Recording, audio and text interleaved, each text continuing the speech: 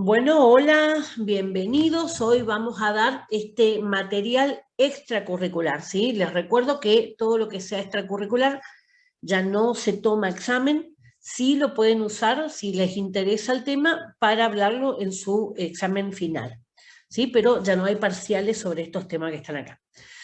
Son los temas agregados, tienen que ver con la preparación para ustedes, ¿sí? Una preparación más acorde a lo que tiene que ver todos estos temas de vacunación, de método anticonceptivo, de enfermedad de transmisión sexual, que son temas que tienen que ver con la sociedad, y los otros temas tienen que ver con la preparación de ustedes para una entrevista laboral. Bueno, así que vamos a ir avanzando con este tema. Este tema muy actual, con el tema del coronavirus, se habla mucho, y la idea es que ustedes entiendan, ¿sí?, qué significa cada uno de esos términos que por ahí los periodistas no saben explicar muy bien, y la idea es que ustedes, que son agentes de salud, sí lo manejen, sí entiendan a qué se refiere. Bueno, fíjense, primero vamos a ver cómo aparece el sistema inmunitario. Cuando nosotros nacemos, nuestro cerebro codifica lo que nosotros somos, ¿sí? Ya automáticamente, ¿sí? Lo codifica. Y nuestro sistema inmunitario va a reconocer, va a decir, bueno, esto es Rosana. A partir de ahí, cualquier cosa extraña que ingrese a mi organismo, ese sistema inmunitario lo va a reconocer como algo extraño y lo va a tratar de atacar, ¿sí? Eso es la defensa que hace. El sistema inmunitario está para defender el cuerpo, ¿sí? Si comparamos el cuerpo con una ciudad, el sistema inmunitario es toda la fuerza armada, toda la policía, la gendarmería, los serenos, ¿sí? Porque hay distintos tipos de células y de sustancias que van a intervenir y cada una tiene distintos roles. Todo ese servicio de seguridad va a ser lo que significa este sistema inmunitario para nuestro cuerpo. Bueno, entonces, ¿qué es la inmunidad? La inmunidad es el estado de resistencia del organismo frente a antígenos. Ustedes van a encontrar mucho la palabra antígenos, pero abreviado en forma de AG. Eso significa antígeno. Los antígenos son cualquier cosa extraña en nuestro cuerpo que hace que nuestro sistema inmunitario reaccione. Ejemplos para que ustedes lo piensen. El polen de las flores, las proteínas del pelo de los animales, ¿sí? Porque no son cosas en sí, sino que pueden ser las proteínas que forman parte del pelo. Vieron que hay personas que son alérgicas a las flores, al polvo, al humo, hay personas que son alérgicas a olores fuertes, yo soy alérgica a olores fuertes, por ejemplo. A veces no solamente son este tipo de sustancias, sino que también pueden ser el frío, ¿sí? La humedad, otras cosas que hacen que yo tenga algún tipo de reacción alérgica o que mi cuerpo demuestre de alguna forma que lo está rechazando.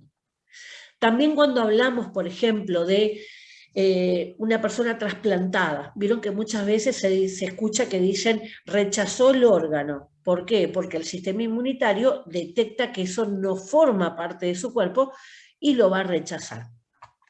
También interviene este sistema inmunitario, va a intervenir en las enfermedades autoinmunes, que nosotros vimos un poco, y yo le pasé el enlace de la revista Percepción, donde hablaba de vitiligo y de psoriasis, que son dos enfermedades autoinmunes. ¿Cuál es la característica? Este sistema inmunitario, una parte de ese sector inmunitario, se activa y va a atacar, no reconoce determinadas partes del cuerpo y lo va a atacar.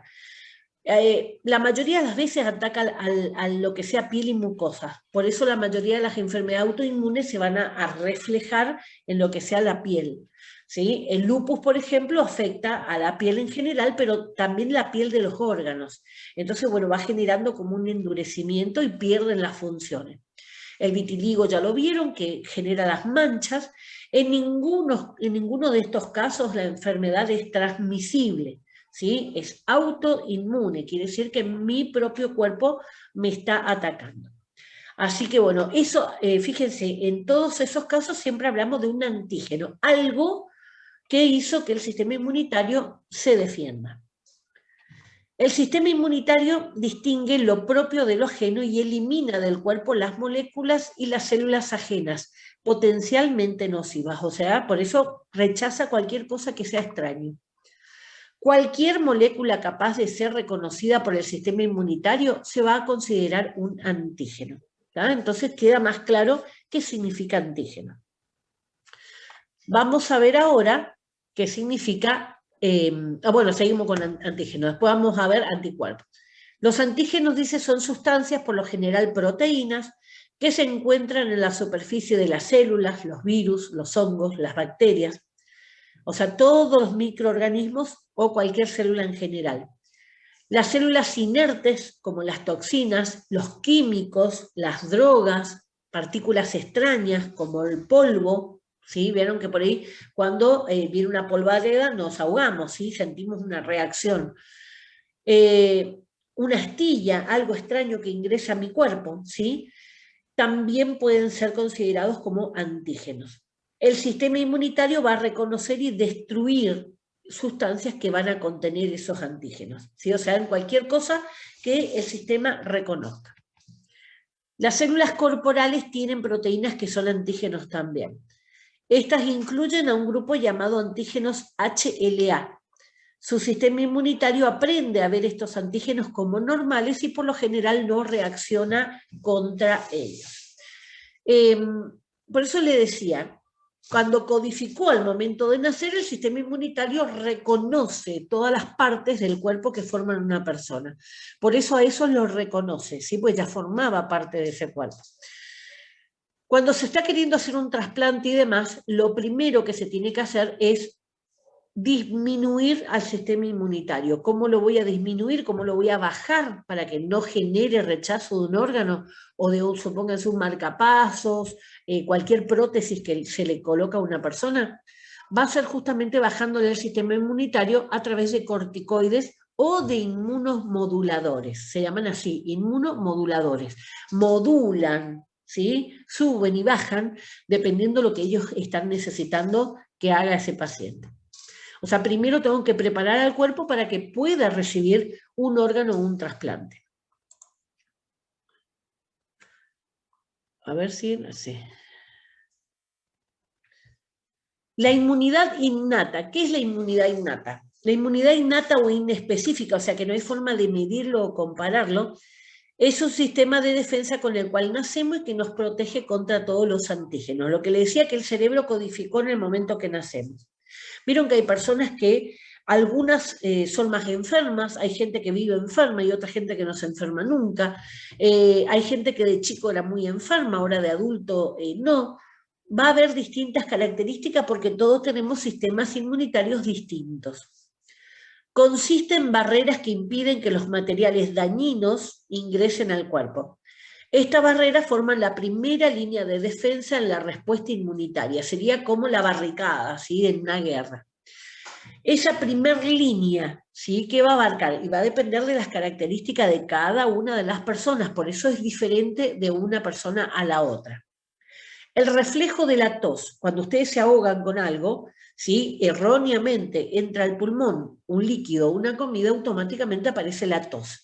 También va a aparecer, por ejemplo, en el caso de polvareda, ¿sí? Ingresa el polvo en el pulmón y el pulmón va a toser, va a generar la respuesta de toser justamente para sacarse eso que está molestando. Las enzimas en las lágrimas y los aceites de la piel. ¿Qué pasa cuando se nos irritan los ojos? ¿Sí? El mismo polvo, por ejemplo. Vamos a empezar a pestañear, ¿sí? Y vamos a lagrimear, nos corren las lágrimas. ¿Por qué? Porque actúa las lágrimas y los párpados como si fuera un limpia parabrisas. ¿Vieron en los autos qué hacemos? Tiramos el agua que tiene con líquido especial para limpiar el vidrio y pasamos el limpia parabrisas. Lo mismo hace el ojo para poder limpiarse.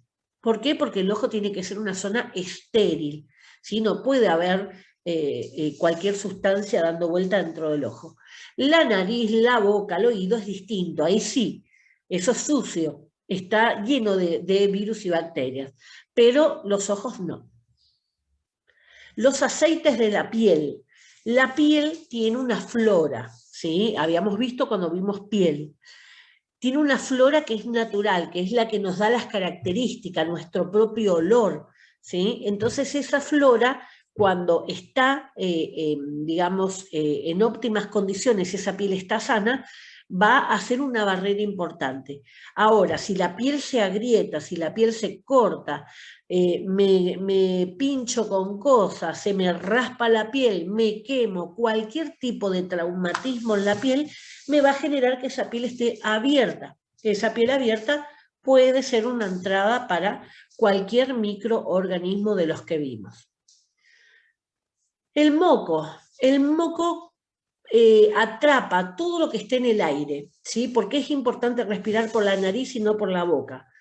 Porque en la nariz, vimos esto en la parte respiratoria, en la nariz tenemos, aparte del moco, ¿sí? Que va a pegarse todas las partículas de polvo, vamos a tener también un laberinto de cornetes. ¿Para qué sirve eso? Cuando el aire va entrando, va chocando por esas paredes que tienen mucha sangre, muchos vasitos, ¿sí? Las arterias y venas, y eso lo va a ir calentando a medida que va pasando, ¿sí? Entonces, cuando llega el aire al pulmón, el aire llega más caliente y llega libre de impurezas porque se fueron pegando en esas paredes y en ese moco. Entonces el aire llega limpio y calentito. En cambio, cuando respiramos por la boca, no ocurre nada de eso y va a llegar directamente al pulmón el aire frío y va a llegar el aire sucio, ¿sí? Entonces eso también va a afectar a todo lo que sea el pulmón. Bueno, entonces ustedes vieron por ahí que depende de dónde están, el color del moco cambia, ¿sí? ¿Por qué? Por las partículas que pueden estar en el aire. Ustedes van a ver también, por ejemplo, que el fumador tiene, ¿sí? Un catarro constante también, y las características de los mocos son unos mocos más verdosos, ¿sí? Un color más amarronado por el tema del tabaco. Bueno, la piel, en general, la piel va a ser la principal muralla de contención, ¿sí? Entonces, por lo tanto, tiene que estar sana. Y el ácido gástrico, por ejemplo, el ácido gástrico, recuerden que está en la escala de pH, está en la escala como ácido, alrededor entre 1 y 3 va a ser el nivel de ácido, es muy ácido. El tema es que cuando está así, está en la condición ácida, va a matar prácticamente el 90% cualquier virus o bacteria que ingrese por la parte digestiva. Ahora, ¿cuál es el problema? Cuando usamos muchos antiácidos, que ese pH se acerca a 7, ¿sí? Entonces, cuando usamos esos antiácidos, perdemos esa barrera de defensa. Y muchos de los virus y bacterias que van a ingresar con nuestra comida puede sobrevivir en el estómago, ¿sí? Porque ya no está más ácido. Así que es una forma bastante común de contagiarse esas enfermedades que tienen que ver con diarreas y colitis y vómitos, porque justamente pasan, digamos, y afectan a la parte del intestino. ¿Vamos bien? Me avisan cualquier cosa. Esa inmunidad innata también va a venir en forma de químico proteico llamado inmunidad humoral innata.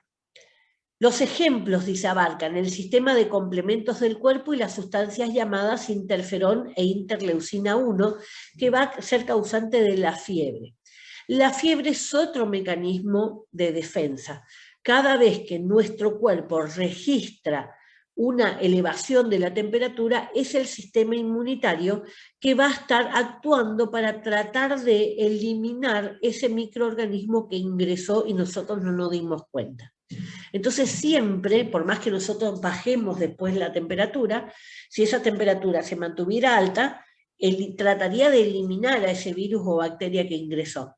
Pero si la mantenemos alta, ya sabemos que es peligrosa. Por eso siempre vamos a tratar de bajar esa temperatura. Esto lo vimos en dolor e inflamación, ¿sí? En la clase de dolor e inflamación.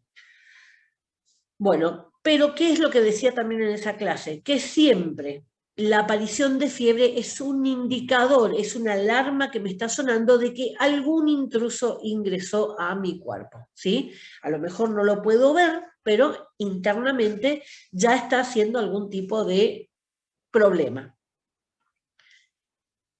Si un antígeno traspasa estas barreras, es atacado y destruido por otras partes del sistema inmunitario.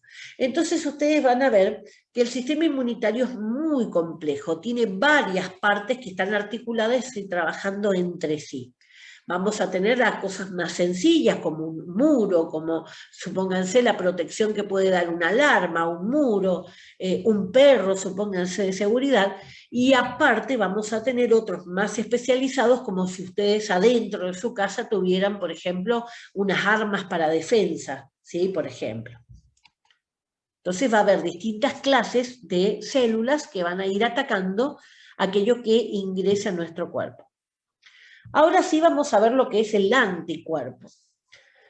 Es una proteína producida por el sistema inmunitario del cuerpo cuando detecta sustancias dañinas llamadas antígenos. O sea, cuando un antígeno ingresa a nuestro cuerpo, el sistema inmunitario lo detecta y para defenderse va a fabricar los anticuerpos. Es como si el que me ataca es el malo, es el ladrón, y yo para defenderme fabrico la policía, ¿sí? Fabrico anticuerpos, que ustedes lo van a encontrar siempre como AC, ese anticuerpo es lo que me va a defender. Los anticuerpos se pueden producir cuando el sistema inmunitario erróneamente considera el tejido sano como una sustancia dañina.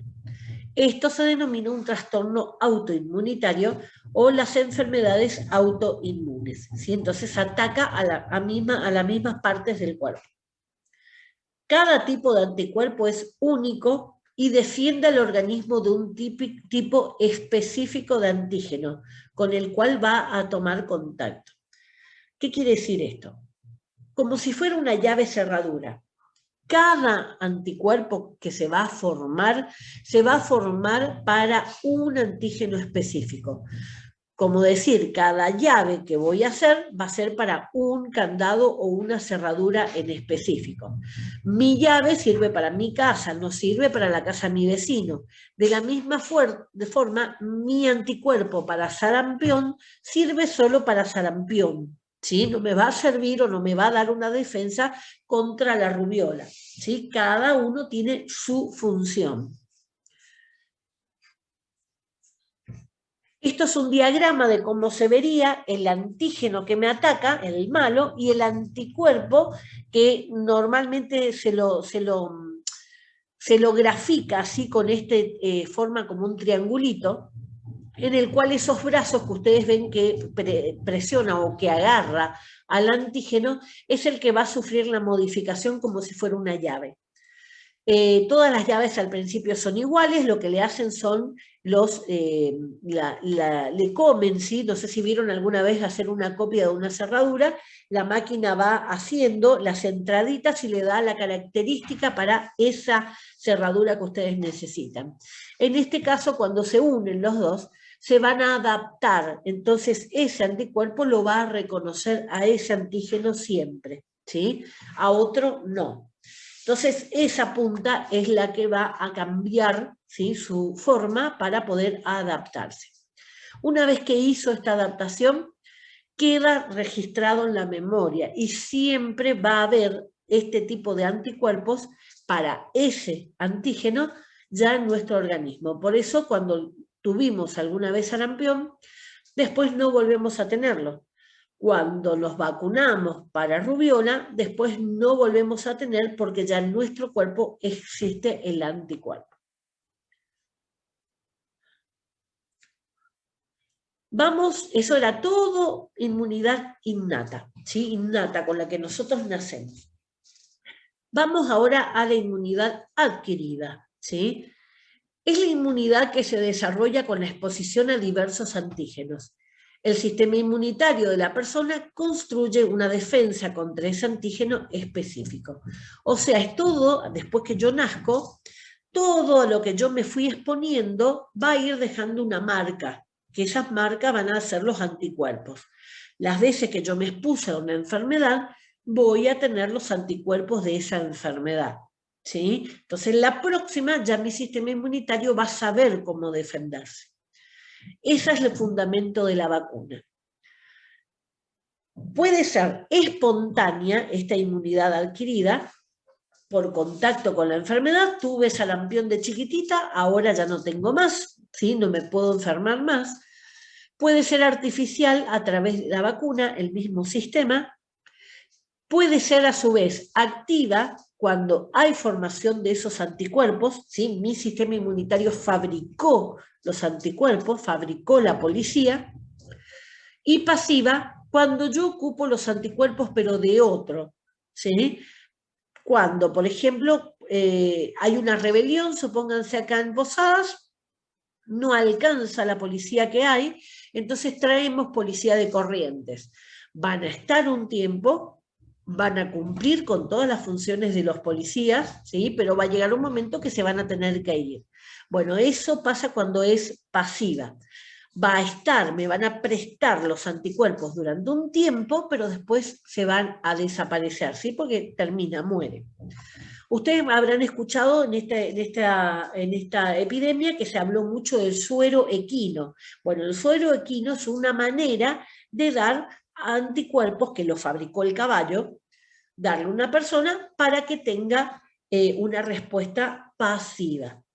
También se usa el suero humano, ¿sí? Se le pone suero de los que ya tuvieron la enfermedad a los pacientes para ayudar a defenderse, ¿sí? Tiene toda esta misma explicación, ¿sí?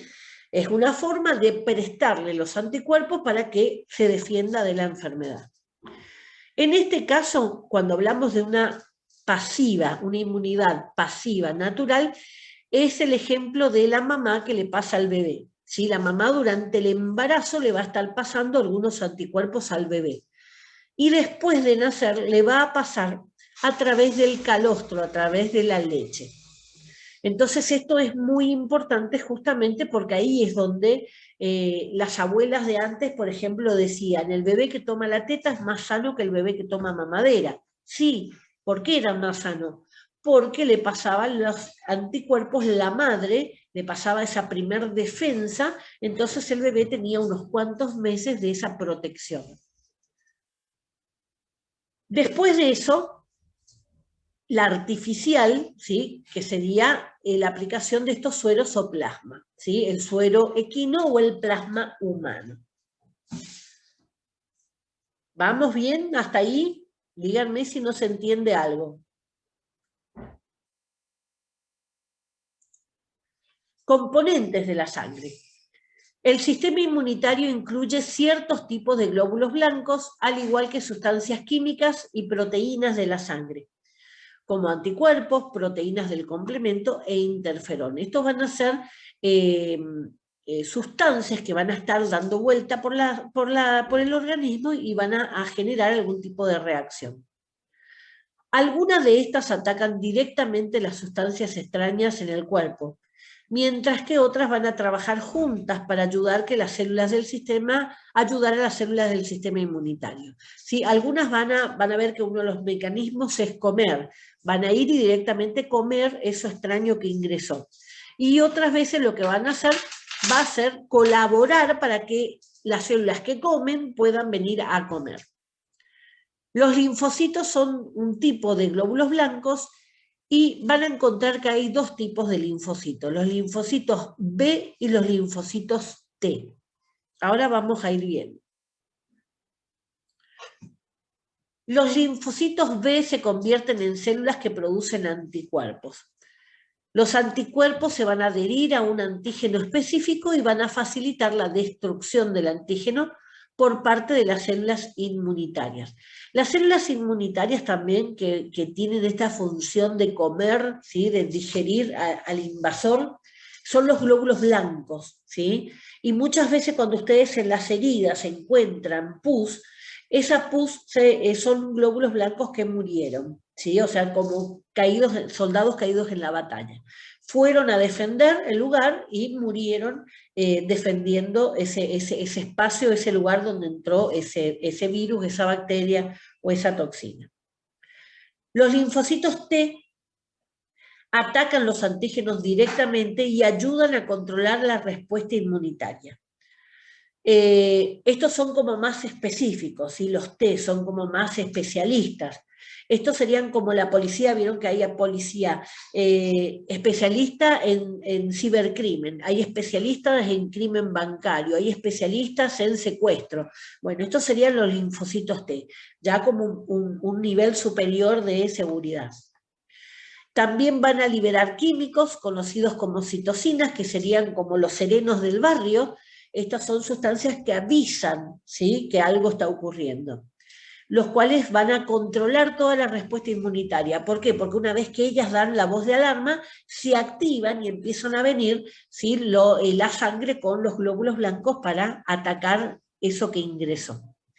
Digamos que, por eso les comparo con la parte de seguridad, porque encuentro las figuras, digamos, como para compararles. Y estos serían como las alarmas o como los serenos que dan la voz de alarma y viene la policía. Bueno, los linfocitos B se van a fabricar en el interior de los huesos, ¿sí?, en la médula ósea. Esa médula ósea o caracú, o tuétanos también le suelen llamar la gente, si les gusta el caracú en el puchero, se refiere a esto, ahí es donde se van a fabricar. Y los linfocitos T se van a fabricar en el timo. El timo es una glándula que está debajo del esternón. Cuando nosotros nacemos es pequeño, después va creciendo hasta que somos adultos y después de adulto empieza otra vez a decrecer hasta que somos ancianos. Por eso las dos puntas de la vida, los bebés y los ancianos tienen el sistema inmunitario más bajo porque ese timo está más bajo, más pequeño. ¿Qué es el timo? Si lo comparo con la seguridad, sería como la escuela de policías. Cuando está en crecimiento, niñez y adolescencia, cuando está en pleno crecimiento, es donde yo más le puedo enseñar y sacar mi policía especializada. ¿Sí? Entonces, cuanto más lo estimulo con las vacunas, por eso todas las vacunas están en la niñez y adolescencia, van a ir formándose los anticuerpos para todas esas enfermedades para los que me vacuné. Bueno, algunas de estos componentes brindan memoria, ¿sí? Memoria, el cuerpo lo recuerda, y una vez que lo registra y tiene la memoria va a ser de por vida. Esto permite responder más fácilmente y más rápidamente la próxima vez que le ataca. Entonces, la primera vez le enseñó, ¿sí?, el linfocito T lo conoció, se modificó y empezó a fabricar anticuerpos. La segunda vez que le ataque ya va a ser una defensa bien, ya sabe, ¿sí? Es como ya aprendió la estrategia de ataque, así que ahora se puede defender mejor. En muchos de esos casos se va a impedir que la persona se enferme, y en otros casos lo que va a impedir es que sea grave la enfermedad, ¿sí?, como ocurre ahora.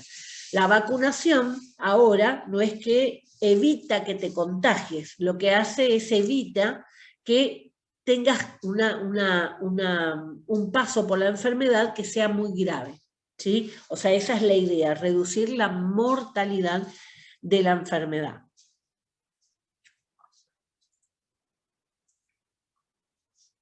No veo arriba. Las inmunoglobulinas. Las inmunoglobulinas son proteínas de importancia vital que circulan en el torrente sanguíneo y realizan una amplia variedad de funciones. Estas inmunoglobulinas van a ser fabricadas por ese linfocito B.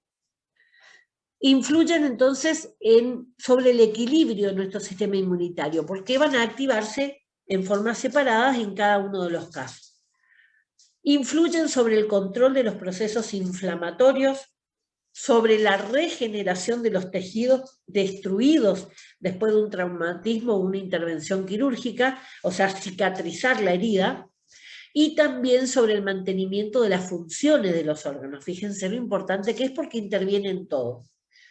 Son importantes con respecto a la comunicación entre nuestro sistema inmunitario y nuestro sistema nervioso, la coagulación y el sistema circulatorio. O sea, todo lo que tenga que ver con la defensa. ¿Por qué? Porque el sistema, para poder defenderse, el sistema inmunitario necesita del sistema nervioso para que active las alarmas, necesita del sistema circulatorio para que acuda, ¿sí?, lleve sangre al lugar y pueda llevar así las inmunoglobulinas y los glóbulos blancos. Y sobre la coagulación, porque estamos hablando de un traumatismo, entonces para que no se desangre la persona. Los mecanismos que tienen estas inmunoglobulinas, no todas van a ser anticuerpos, ahora les explico cuál no, pero las que sí son anticuerpos van a actuar de 3 maneras distintas. Una puede ser la fagocitosis. Por ejemplo, ingresa una toxina al cuerpo, supónganse una picadura, ¿sí? Una picadura de abeja. ¿Qué hace estas células grandes, las que fagocitan, fagos comer, las que van y comen, van a ir directamente y van a comer, ¿sí? Cuando ingresa, supónganse un virus, que es un poco más grande, ¿sí? Y que esta inmunoglobulina no la puede comer directamente.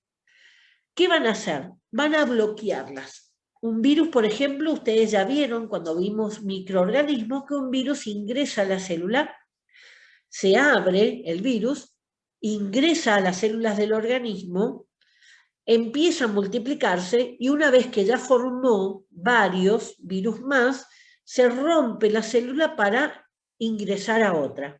Bueno, entonces, ¿cuál es la función de esta inmunoglobulina? La bloquean, evita que toque células sanas y se puedan seguir multiplicando o replicando.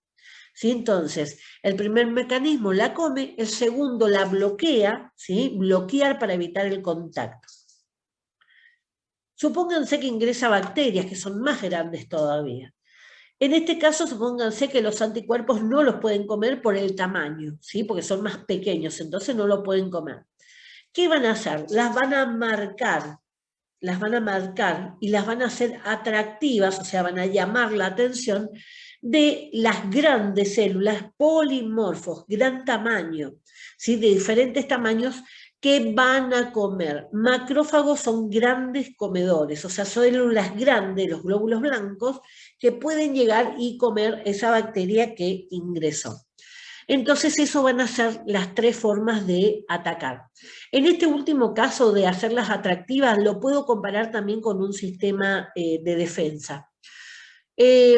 Hoy por hoy, cuando ustedes ven una película de guerra, ven que marcan con un láser y ahí va disparado en la bomba.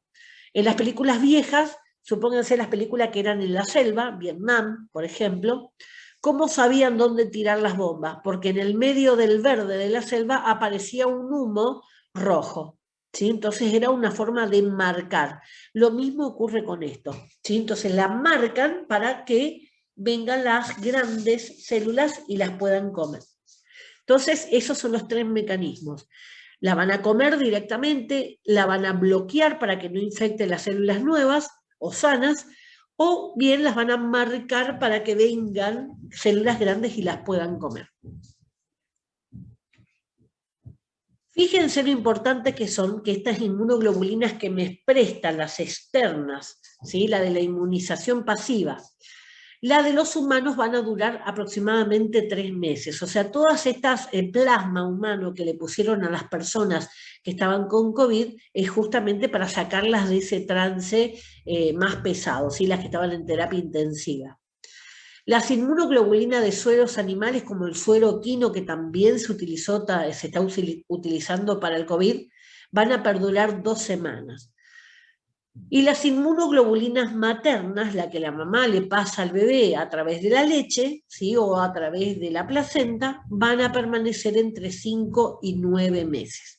O sea, fíjense lo importante que es dar la teta al bebé, por más que yo después no la quiero dar, pero esos primeros días sí son importantes porque pasan todo lo que tenga que ver con las inmunoglobulinas. Hay 5 tipos básicos de inmunoglobulina. Vamos a tener la G, la M, la A, la E, la D y la E. De todas estas, lo más común, los que más pueden llegar a conocer, son los alérgicos, todo lo que tenga que ver con la inmunoglobulina E, que es un indicador de las alergias. Ahora también escuchamos mucho, con respecto a los PCR y demás, la inmunoglobulina G y la inmunoglobulina M, ¿sí? Que son los antígenos que me van a marcar si la enfermedad estuvo hace un tiempo o si la enfermedad está ahora, ¿sí? Si me aparece la inmunoglobulina G es porque ahora tengo la enfermedad. Si me aparece la M es porque ya tuve y tengo los anticuerpos. ¿Se entiende? Vamos entonces a las inmunoglobulinas que decíamos que eran formadas o sintetizadas por los linfocitos B, la inmunoglobulina M y la D, y por las células plasmáticas derivadas de ellos, la inmunoglobulina G, la A o la E. O sea, serían hijas o nietas de esos linfocitos B. Pero están siempre ahí, alrededor provienen de los linfocitos B, que eran los que se formaban en el interior de los huesos. La inmunoglobulina M y la G se detectan principalmente en el plasma sanguíneo y en el líquido intersticial. ¿Qué es el líquido intersticial? El líquido en el tejido, ¿sí? O sea, lo que queda en la unión de las células que forman un tejido. Son responsables de las respuestas primarias y secundarias respectivamente. Y también van a ayudar al sistema fagocítico cuando ellas no las pueden comer, van a acudir a avisar para que vengan las células grandes. O sea que tenemos ahí la respuesta primaria, la primera vez que yo me topé con ese antígeno, y respuesta secundaria es la segunda vez que me encuentro. O sea que ya estoy más preparado porque lo conozco. La inmunoglobulina E va a aparecer en todas las secreciones. Están recubriendo las mucosas que están expuestas a los agentes patógenos. ¿Cuáles van a ser esas mucosas? Toda la mucosa de la boca, la nariz, la mucosa de la vagina y la mucosa del recto. ¿Sí? Son lugares de entrada. De la uretra también, ¿sí? Que también puede ser entrada. Van a estar entonces en secreciones como la saliva, como las lágrimas, como el calostro, ¿sí? La primera secreción de leche, las mucosas del sistema respiratorio, todo lo que sea el pulmón, la gastrointestinal y la genitourinario.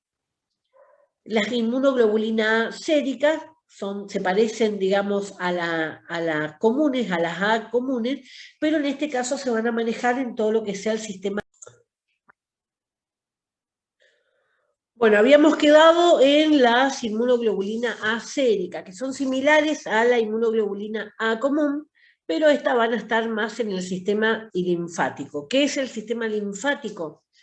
Es un sistema que corre en forma paralela al sistema circulatorio, o sea, paralelo a las venas y arterias, como si fueran las calles colectoras de una avenida, pero se van a encargar de juntar los residuos, son como los recolectores de basura de una ciudad. Y van a juntar todos esos residuos y lo van a llevar hacia el intestino para que se elimine la materia fecal. Entonces, supónganse que ustedes tengan una infección en un brazo, lo va a juntar de ahí y lo va a mandar al intestino. Por eso, dentro de ese sistema linfático, tiene que haber inmunoglobulinas para esa defensa. ¿Sí? Porque si no estaríamos llevando al intestino una infección que puede generar algún tipo de enfermedad también.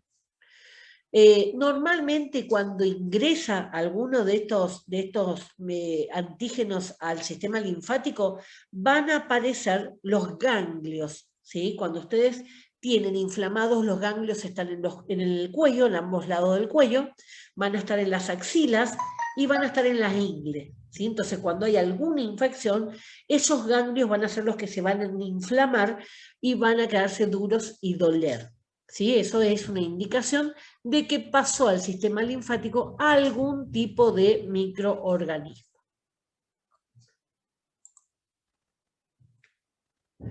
La inmunoglobulina D es una inmunoglobulina que está asociada también a las membranas de los linfocitos B. Esta no es un anticuerpo, esta más que nada lo que va a hacer es estimular el desarrollo de los linfocitos B. La idea es que es como una madre nodriza, ¿sí? Los va a cuidar hasta que ellos sean maduros y se puedan formar completamente. La inmunoglobulina E es la más conocida, la que suele pedirse en los análisis, sobre todo en aquellas personas que son alérgicas o que tienen asma.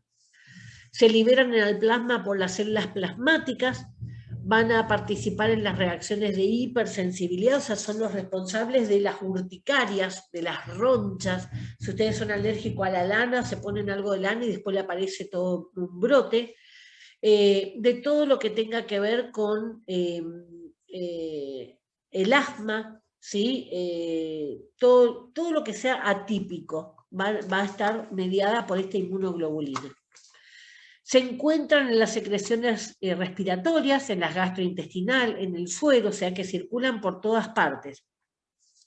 Y van a ser justamente responsables de esa sensibilidad cutánea, del shock anafiláctico, ¿sí? Eso es muy importante, que puede conducir a la muerte, de las reacciones asmáticas, y también en algunos casos pueden estar indicando que hay parásitos en alguna parte del cuerpo que no sea el intestino, ¿sí? Porque los parásitos pueden estar en cualquier lado.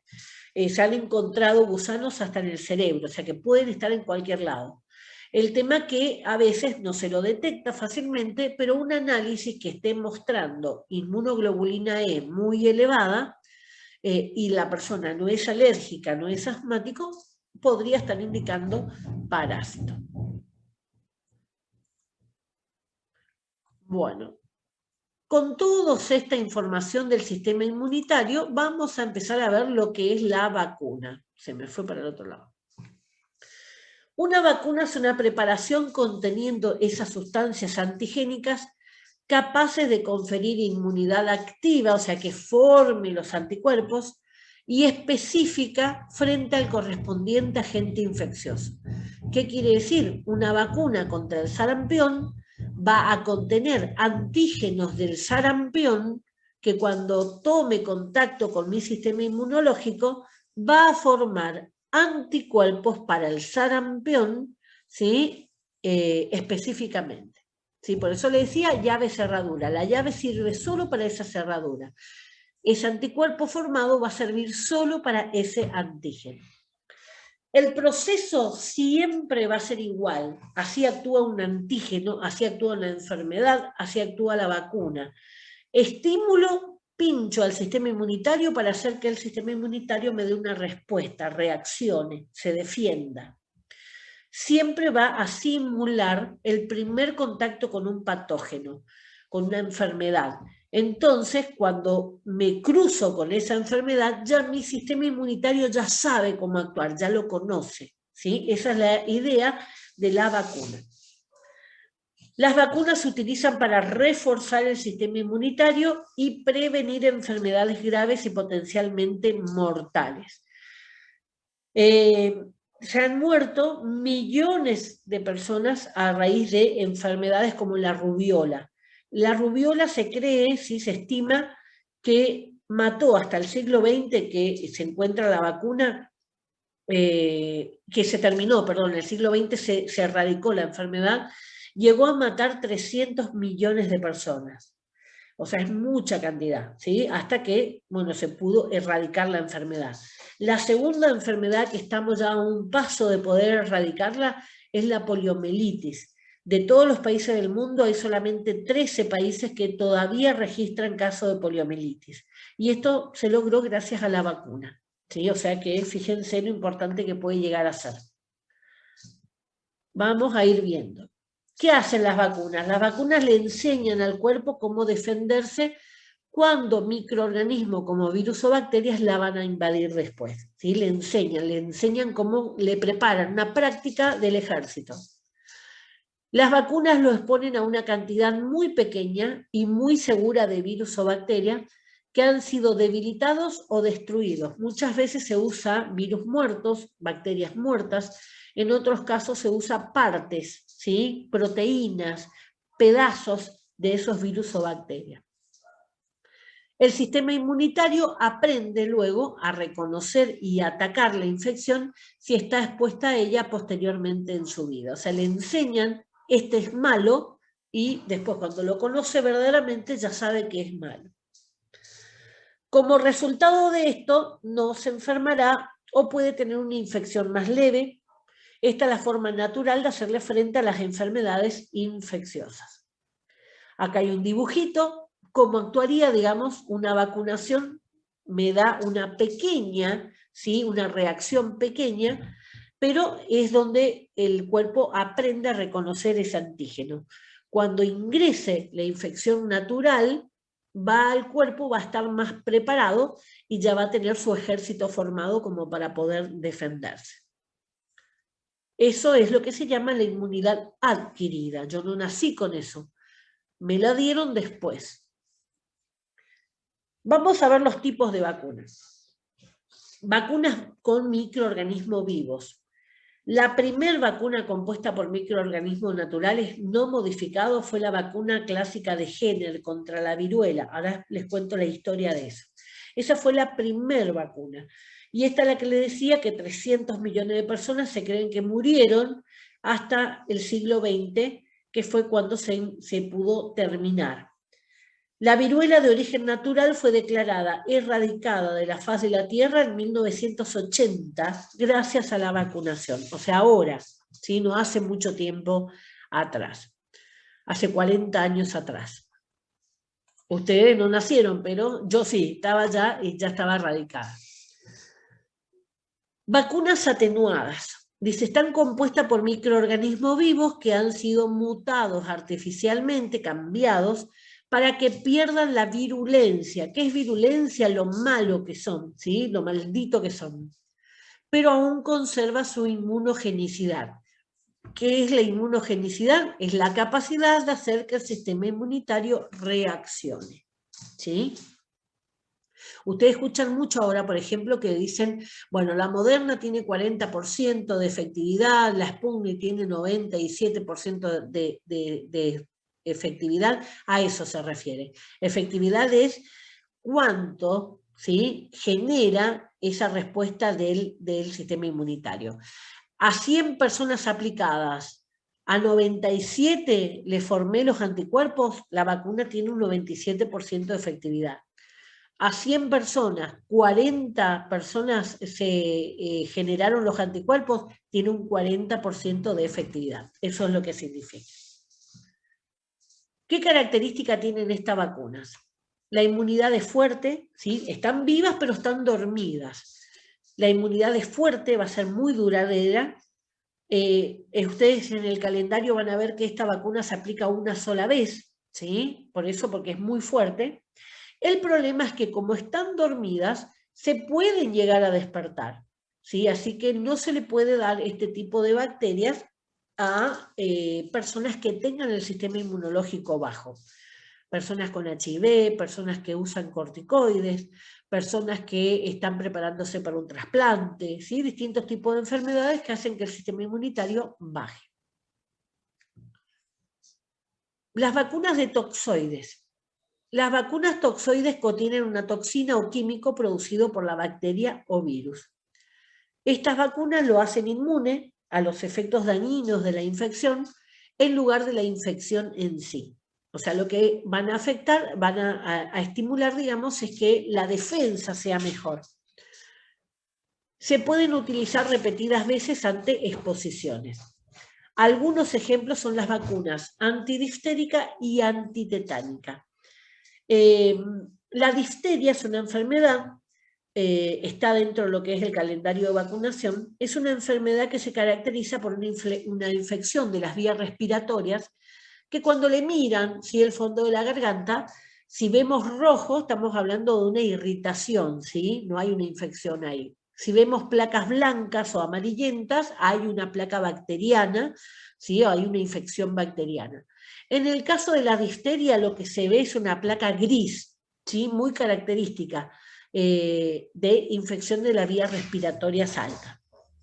Esto está dentro del calendario de vacunación.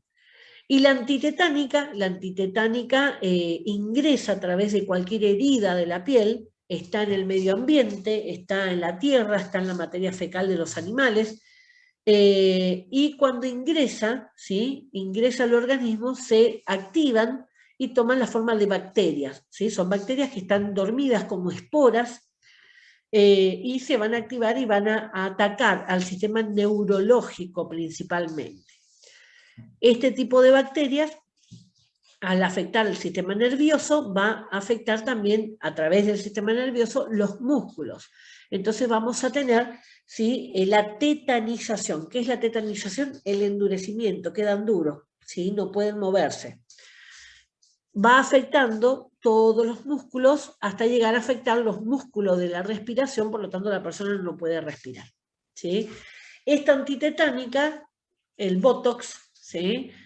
Justamente se hace con la toxina botulínica y lo que hace es planchar las arrugas y así ustedes ven que una persona que tiene colocado mucho Botox queda duro, ¿sí? No tiene la flexibilidad de la boca, no puede mover las cejas, ¿sí? Porque está todo duro, espástico se llama cuando queda así duro.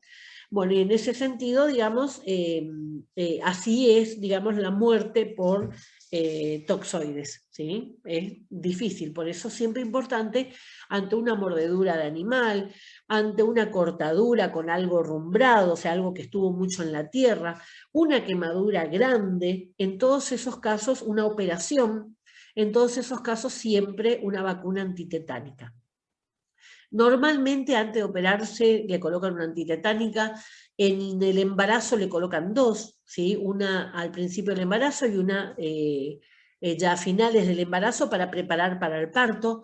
Y o si no, se recomienda que se tenga cada 10 años una vacunación, si no hay ninguna lesión del cuerpo, cada 10 años como para tenerla actualizada.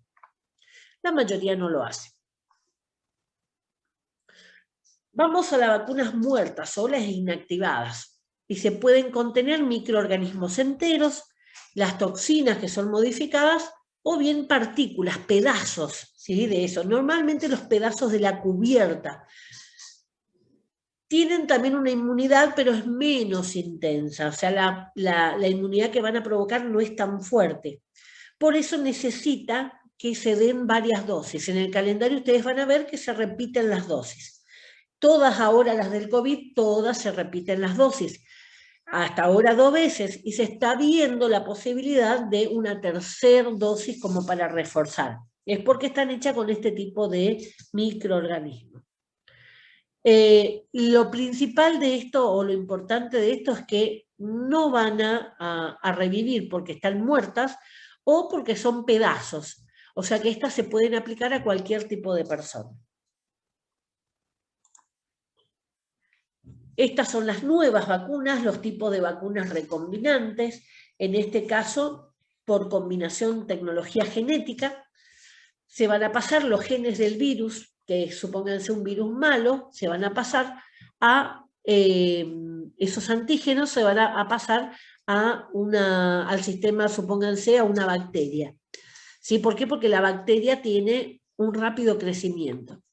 Entonces, ¿qué hace? Los genes se combinan y tengo un nuevo material genético. Ya no es el virus original, por lo tanto no me puede generar nunca la enfermedad, porque es otra cosa. Y con ese material genético es lo que se utiliza para las vacunas. Puede inducirse, como esto es tecnología, ingeniería genética, le puedo dar las características que yo quiera, puedo modificarle las proteínas que quiera para hacerle más potentes en un sentido o el otro. ¿Sí? O sea que eso es lo que tiene de bueno este tipo de vacunas, que yo lo puedo modificar todo lo que yo necesito. Ahora ustedes escucharán mucho también que se habla de esto, si se la adecua o no se adecua a la variante Delta, la variante de Manaus, ¿sí? Se refiere a estas modificaciones. Son mucho más seguras ya que no hay posibilidad de contaminación con los genes originales, o sea, jamás está el gen original, ¿sí? Pues ya hubo una recombinación genética. Vamos un poquito a la historia, ¿sí? Cómo surge esta primera vacuna, que fue la vacuna de la viruela o vacuna de Jenner. Fíjense el año 1790, ya finalizando el siglo XVIII. 1700, siglo XVIII, o sea, finalizando el siglo XVIII. En esa época, ¿qué pasaba? Estaba arrasando a nivel mundial la rubiola. ¿Sí? La rubiola, había una versión humana que era muy mala y una versión vacuna que tenía una mortalidad menor, no era tan mala. Digamos, en este sentido, los científicos, los médicos de la época, entre ellos Jenner, que empezó a prestar atención, porque todos buscaban una forma de tratar a sus pacientes. A raíz de eso, presta atención que Sara era una ordeñadora que estaba en contacto con esas vacas que tenían la viruela. y prestó atención de que ella, que tocaba a esas vacas que tenían viruela, al estar en contacto con personas con rubiola en su casa, en su familia, igual no se contagiaba. Entonces empezó a tejer una hipótesis de que Sara seguramente estaba en contacto con una versión menos mala, porque las vacas no morían. Entonces eso le hacía pensar de que a lo mejor ese contacto con la vaca hacía que Sara tuviera algún tipo de protección contra la viruela humana que sí mataba. Para probar su teoría, tuvo que utilizar a un niño, ¿sí? Hoy está prohibido, hoy no se puede practicar en niños, siempre va a ser en adultos voluntarios. Ahora están pidiendo, por ejemplo, voluntarios para probar la vacuna del HIV. Si sale eso, sería fantástico. Bueno, ¿qué hizo entonces? Le colocó material, por eso dice vacuna viva. ¿Por qué? Porque tomó material de las heridas, si ustedes nunca vieron, bueno, ustedes no llegaron a ver porque ya estaba extinto, pero pueden buscar imágenes en Google. La rubiola eran como unas heridas, ¿sí? Como unos granos, unas pústulas que salían, que tenían una pus, y esa pus era altamente contagiosa. Por eso él tomó de esas pus de las heridas de las vacas y se las pinchó, eso es inocular, una pequeña cantidad, en este niño que se llamaba James.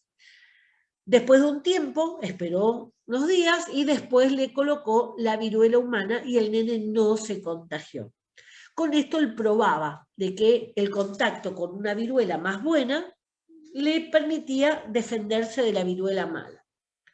A partir de ahí, y se empezó, no había internet, sino había simposios de médicos, así que la noticia ahí corría muy lento. A partir de ahí, fíjense, en el año 1801, ya empezaron las expediciones de la Armada Española, recuerden que plena época seguían las colonias, empezaron a vacunar a los marineros antes de zarpar. ¿Por qué? Porque de los indígenas que vivíamos acá en América, o en las colonias India, Australia, todos los lugares donde fueron colonias españolas e inglesas y portuguesas, murieron, así como murieron personas por la violencia, ¿sí? a manos de los conquistadores, también murieron a causa de las enfermedades que traían, porque las personas acá en este continente no tenían contacto con esas enfermedades.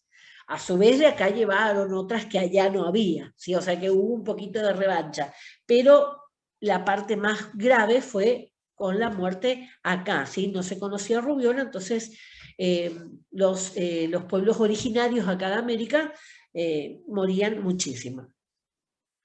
Bueno, y fíjense, en 1874, 100 años después, ¿sí? Prácticamente 100 años después que se creó la vacuna, Alemania instituyó en forma obligatoria la vacunación a los niños. Así creó el primer calendario de vacunación obligatoria. Cada país tiene su calendario de vacunación dependiendo de las enfermedades que circulan en su territorio o las que consideran que deben estar en la vacunación. Y al estar en un calendario es obligatoria por un lado y por el otro lado va a ser gratuita. ¿Sí? Eso es lo bueno. Ahora, ¿por qué es obligatoria? Yo no me quiero vacunar, no me vacuno, no es así. ¿Por qué? Porque cuando se habla de salud pública, para conseguir la inmunidad general tenemos que estar todos vacunados. Si hay uno que no se vacuna, ese empieza a transmitir nuevamente. ¿Por qué? Porque los virus y bacterias mutan, se van adaptando. Todo el movimiento antivacunas que hay a nivel mundial, justamente de ese grupo antivacunas, surge la idea de no vacunar a los chicos y apareció, ustedes vieron en las noticias también, si no busquen, pueden buscarlo, el caso de nuevos casos de sarampión que hubo en Estados Unidos y en otros lugares. ¿Qué pasó con ese sarampión? Era más virulento, apareció con una mutación genética que obviamente se desparramó también rápidamente. O sea que cuando es una vacunación obligatoria como ahora, que es voluntaria, mientras que no se tenga a un gran porcentaje de la población vacunada, el riesgo va a estar igual, ¿sí? Una persona no vacunada contagia más y es capaz de contagiarse más. Bueno, fíjense cómo fueron apareciendo estas vacunas.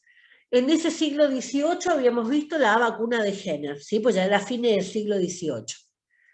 En el siglo XIX, más científicos de la época empezaron a ver sobre las enfermedades de la época. Piensen en esta época, el principal problema que tenía la sociedad era la mugre, ¿sí? La gente no se bañaba, la gente tiraba su orina, su materia fecal por las ventanas, a la calle. Así que lo que principalmente había que hacer era empezar, y así fue como empezaron a hacer, las primeras pautas de higiene, de limpieza, de aislar a la persona, el concepto de cuarentena, ¿sí? Todo lo que hoy vemos como algo normal, natural, bueno, antes no era así. No se bañaban porque tenían la creencia de que eso debilitaba la piel, ¿sí? O sea, se bañaban una vez al mes. Así que, bueno, toda la aparición de enfermedades, sobre todo las bacterias y demás, que propicia, digamos, la mugre, va a aparecer. Ahí está la difteria, fíjense, la vacuna contra la difteria justamente apareció en esa época, contra el tétanos, contra la rabia por los animales callejeros.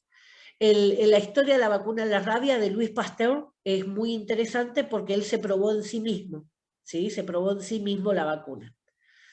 Diarrea, antrax, que eran diarreas de la época, y la peste, que tiene que ver con la peste negra, que la transmitían las ratas, más específicamente las pulgas de las ratas, o sea, chupaban la sangre de la rata y así infectaban al ser humano, porque como era toda una mugre, las pulgas vivían junto con los seres humanos. Así que lo primero que tuvieron que hacer es comenzar a matar ratas, ¿sí? Matar todo lo que sea desinsectizar, o sea, matar todos los insectos, matar las ratas y limpiar. Eso fue lo primero que tuvieron que hacer. A partir de ahí, en el siglo XX, empezó la explosión de las vacunas, ¿sí? Ya una forma más industrializada. Ustedes fíjense que aparecen las vacunas que tenemos hoy en nuestro calendario de vacunación. Aparece la poliomielitis, ¿sí? La vacuna de la poliomielitis, la Sabin, que son las gotitas. Primero fue inyectable, después pasó a ser las gotitas, y se hizo muy conocido también porque le daban en un terrón de azúcar, ponían la vacuna en un terrón de azúcar y te daban. Yo me acuerdo cuando me vacuné, en la escuela me vacuné de las gotitas, me dieron un caramelo después de la gotita. Y después en el secundario, yo fui voluntaria y salíamos a vacunar, ¿sí? A vacunar a los chicos en los barrios, y llevábamos la Sabin justamente para vacunar a todos los chiquitos. O sea que a partir de ahí, fíjense, sarampión, paperas, rubiola, varicela, neumonía, meningitis, todas las vacunas que hoy son necesarias como para cuidarnos entre todos. Hepatitis B, ¿sí? La hepatitis A, la enfermedad de Lyme. ¿Cuál es la enfermedad de Lyme? Es la de las garrapatas, ¿sí? Para, si ustedes dicen, bueno, ¿a quién le pasa? A Thalía le pasó, a la cantante Thalía, el perro tenía garrapatas, las garrapatas estaban enfermas y transmiten ese tipo de enfermedad. No todas las garrapatas, ¿sí? O sea, aquellas que están enfermas. Y llegamos al siglo XXI, y aparece la vacuna para el cáncer de cuello de útero. Generó mucha crítica. Si ustedes buscan en redes sociales, se peleaban los contravacunas, los antivacunas, contra los a favor de la vacuna y demás. Lo que sí, las estadísticas, ¿sí? Es lo que se tiene que tener en cuenta.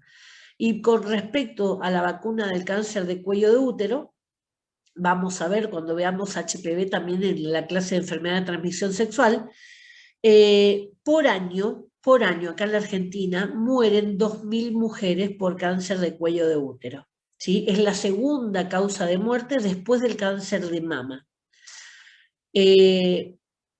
Con la vacunación, la idea es prevenir eso.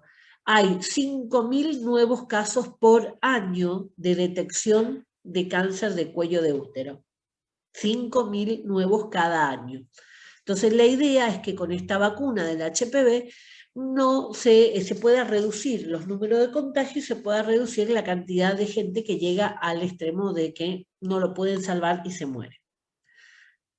Bueno, ¿qué más podemos hablar ahí? La vacuna contra el rotavirus. El rotavirus es una infección intestinal, ¿sí? Y después ahí ustedes fíjense que están hablando de vacunas para la heroína, vacunas para la cocaína, y en ese caso, ¿a qué se refiere? Se refiere a hacerle al sistema inmunitario que tenga la capacidad de rechazar la adicción, o sea, el síndrome de abstinencia. ¿Qué es lo que genera la adicción? El síndrome de abstinencia. ¿Sí? O sea, yo necesito, para poder sentirme bien, necesito la droga nuevamente. Entonces, bueno, que el sistema inmunitario pueda reforzar en ese sentido. Obviamente no se va a hacer adicta a la población para probar la vacuna, o sea, que se prueban en grupos que son muy reducidos. En el 2010 surge la vacuna del H1N1, ¿sí? Es la que se coloca con la gripe, con la vacuna antigripal. La vacuna antigripal actual tiene 2 cepas de gripe humana, una de gripe porcina, H1N1, y una de gripe aviar. Esa es lo que está compuesta la vacuna antigripal actual. Van cambiando las cepas, depende de cuáles son las enfermedades que van apareciendo, las cepas que están circulando. Pero en esas 4 siempre van a incluir a las que son más mortales. Y muchas veces ustedes van a escuchar que dicen, me vacuné para la gripe y me ingripé. Sí, porque simula la enfermedad.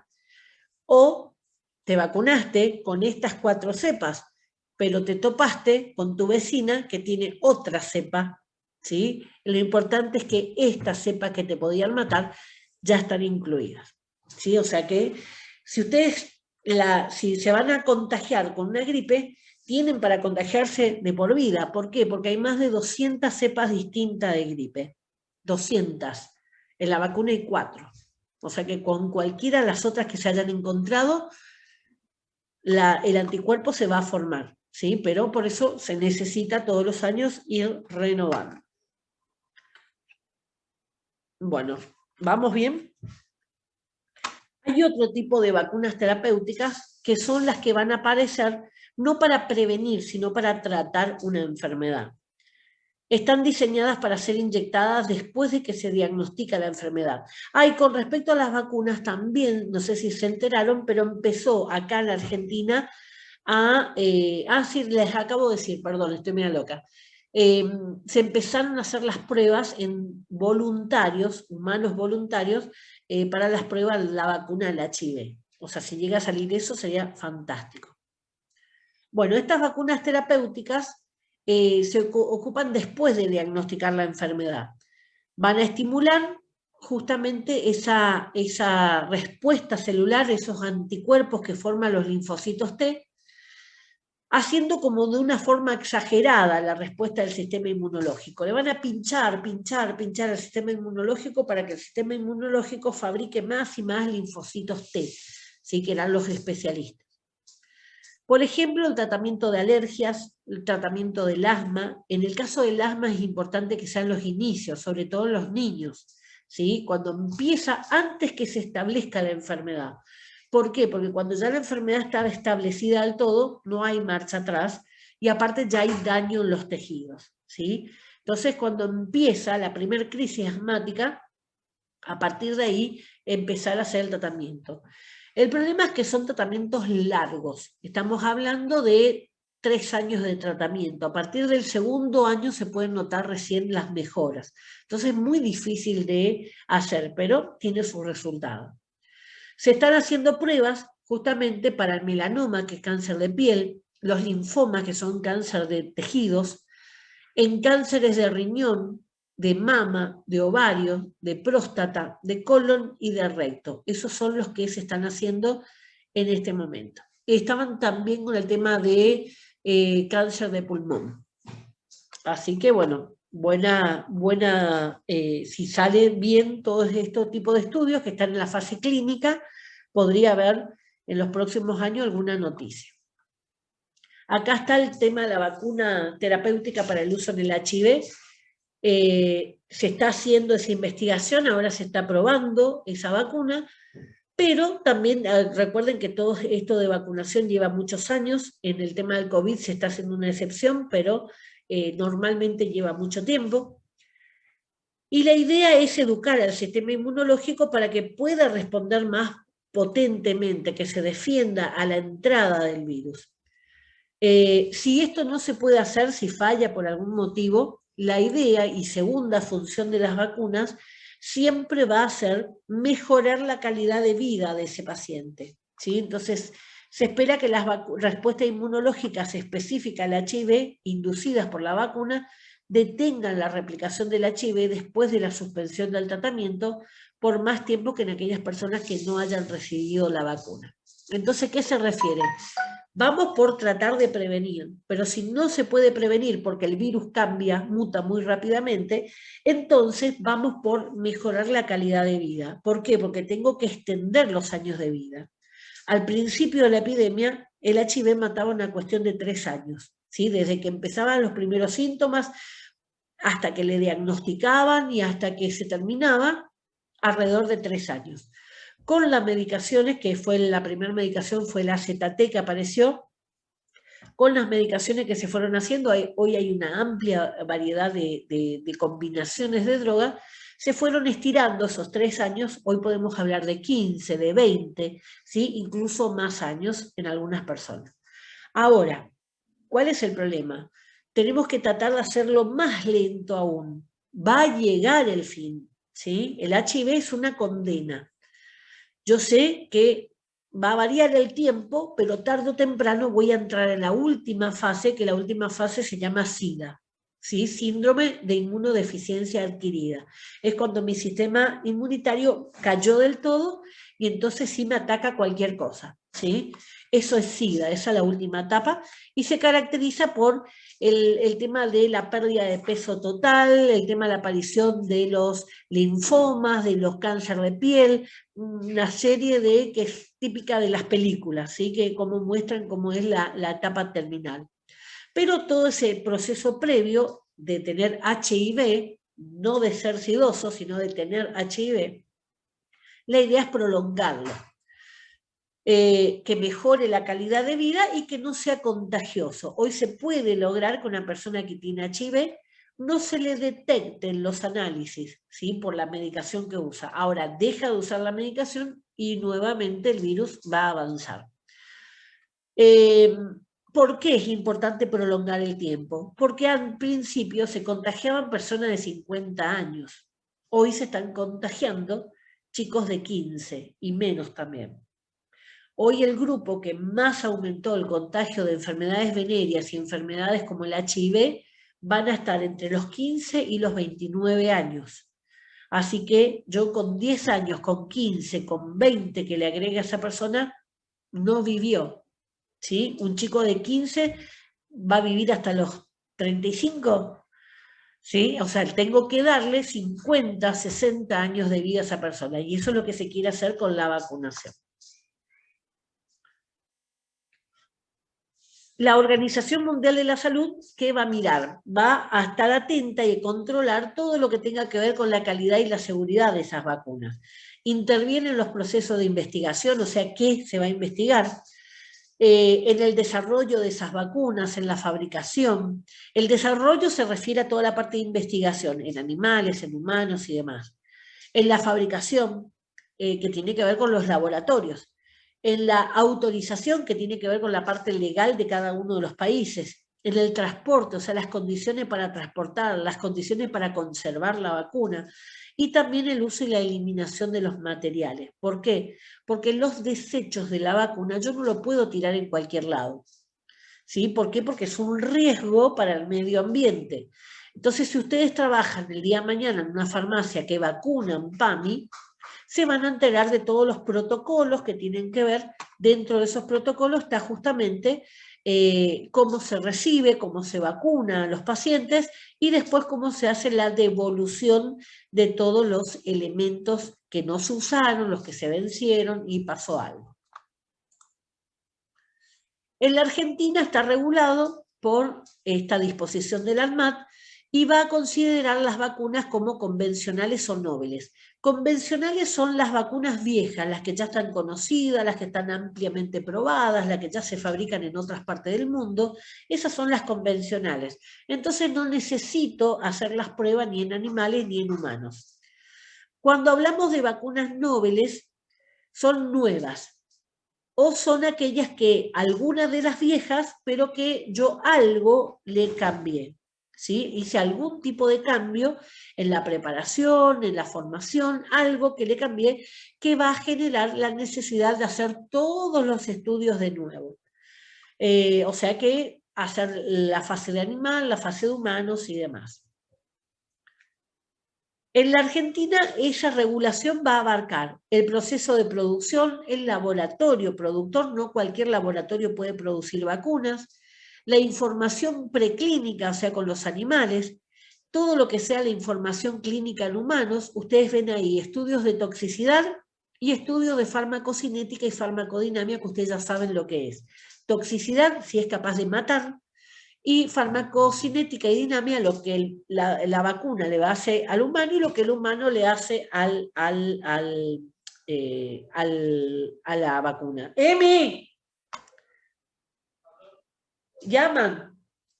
Información clínica, bueno, la información clínica en humanos, o sea, aquellos voluntarios, y también van a hacer eso, los de estudios fase 1, 2 y 3, farmacocinética y farmacodinamia, que son justamente esto, lo que ustedes ya vieron en farmacocinética y farmacodinamia, todos los estudios que acompañan a cualquier medicación, pero especialmente a lo que sean las vacunas.